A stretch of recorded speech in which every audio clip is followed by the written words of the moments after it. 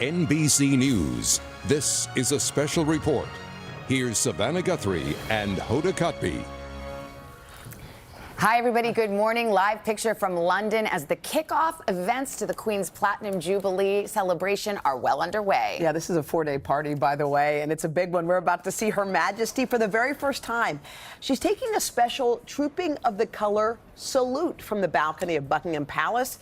NBC's Keir Simmons has his eye on it all. Hey, Keir, set the scene for us. Hey, Hoda, I sure do. We've just been watching Charles, Anne and William ride bolt upright in a sea of red and gold on the world-famous Mall behind me there. I don't know if you can see the procession still heading down to Buckingham Palace. What a historic moment for a queen who is making history. What they are doing, Hoda, is they just held the world-famous Trooping the Colour parade in the parade ground behind us. They are now going to Buckingham Palace, and I think this is a first. They are going to go and salute the Queen on the Buckingham Palace balcony. What a way to pay respects. What a way to salute a queen who has given so much in these past 70 years. 3 generations, Hoda, of royals on display here for this day of history and pomp and pageantry and cheering crowds. But, you know, it really is 3 young royals who have stolen the show, because William and Kate's children rode past here now twice in a carriage, both times looking excited, smiling and waving, and I do think, Hoda, that we're about to see, we may be getting ready to see the Queen herself on the balcony for that salute. And I think you can see these live pictures. There she is, Her Majesty. Let's pause and let the Queen have her moment. Pale blue.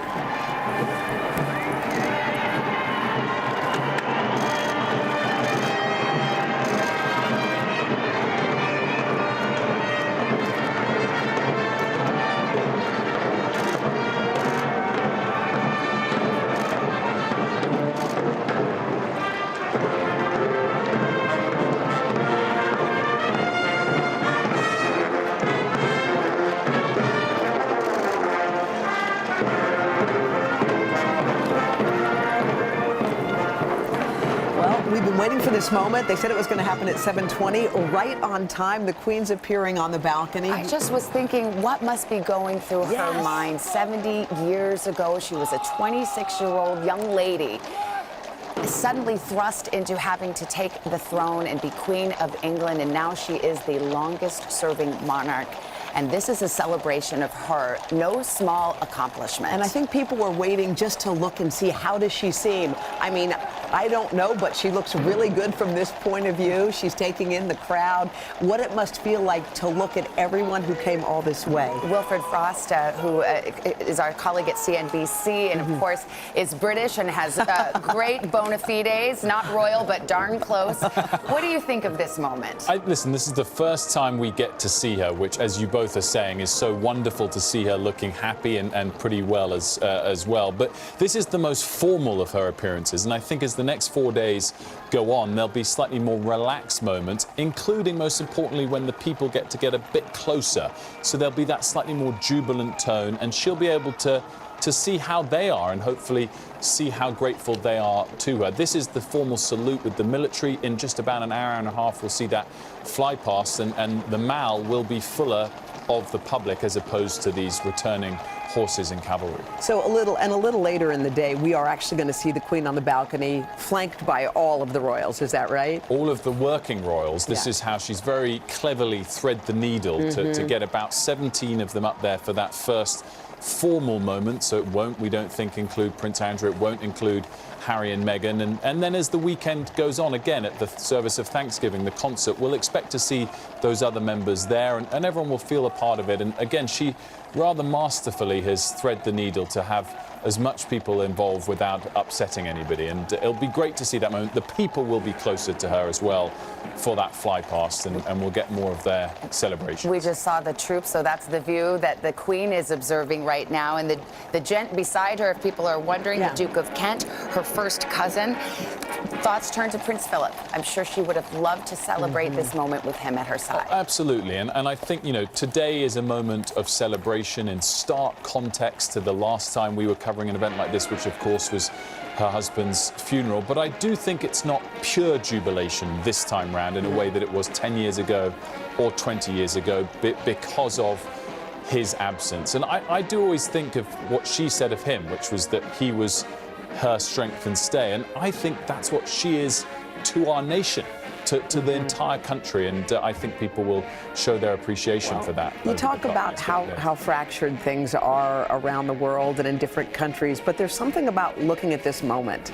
People filling the streets, people gathering, that just shows in this moment unity. I don't know the Queen's popularity in the UK, but I'm imagining it's pretty sky high. 85%, some of the latest polls. I mean, yes, she carries a great personal approval rating. But I also think, because I totally get when people here question, what is all this silliness, this pomp and ceremony?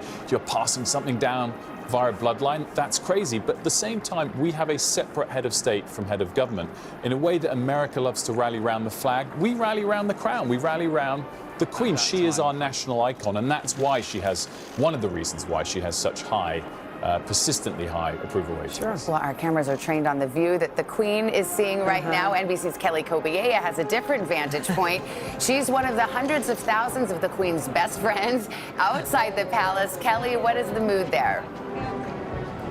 Well, you know, it's one thing to see this on TV. It's so different to be here in person because you hear the clippity-clop of the horses' hooves. You can almost feel the military band. It's not all that far away from me right now, but the whole atmosphere just kind of envelops you. And when the Queen came out on the balcony and you could hear the crowd erupt, it really brought that moment home. And what strikes you is not just that this is a completely different Trooping the Color, the Queen taking the salute on the balcony behind me, the parade, as Keir said rightly, coming to her at the age of 96, but also just how long she's been in this role, not just as the Queen, but as a public figure, as a high-ranking member of the royal family, as heir to the throne. Her very first solo royal engagement, guys, was at 16 years old. It was on her 16th birthday,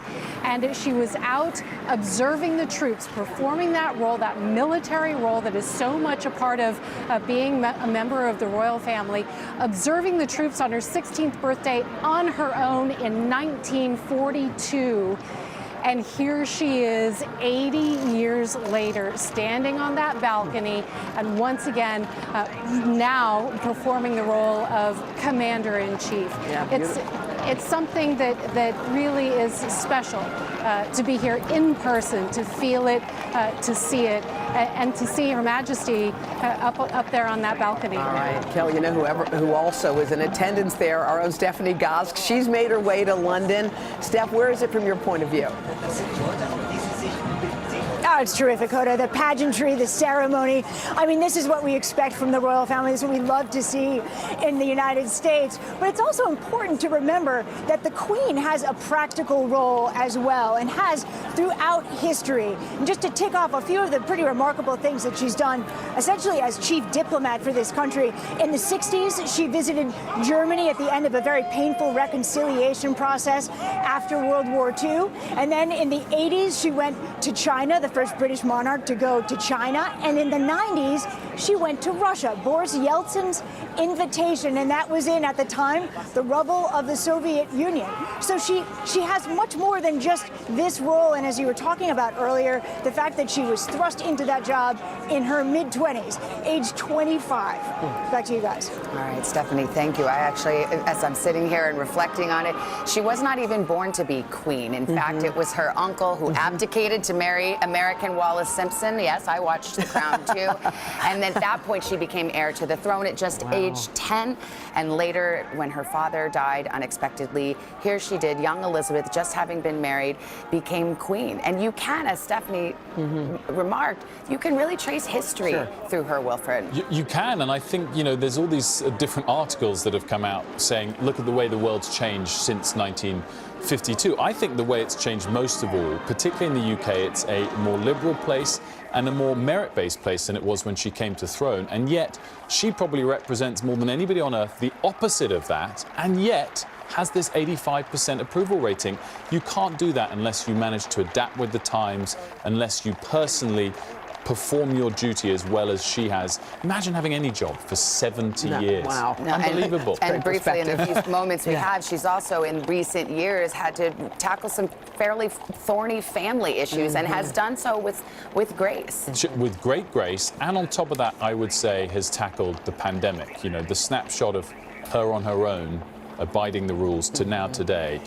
It is a great contrast to see. Wilfred of Sky News, thank you for being with us. We Pleasure appreciate as always. you. I still remember you at CNBC with Sky News back now. in the old days. Importantly today, Yeah. NBC contributor. Thanks for having me. Our coverage continues. Much more from the Platinum Jubilee. These events unfold live all morning. We will be here. The grand military flyover, the balcony appearance of all the working royals. This has been an NBC News special report. Still to come.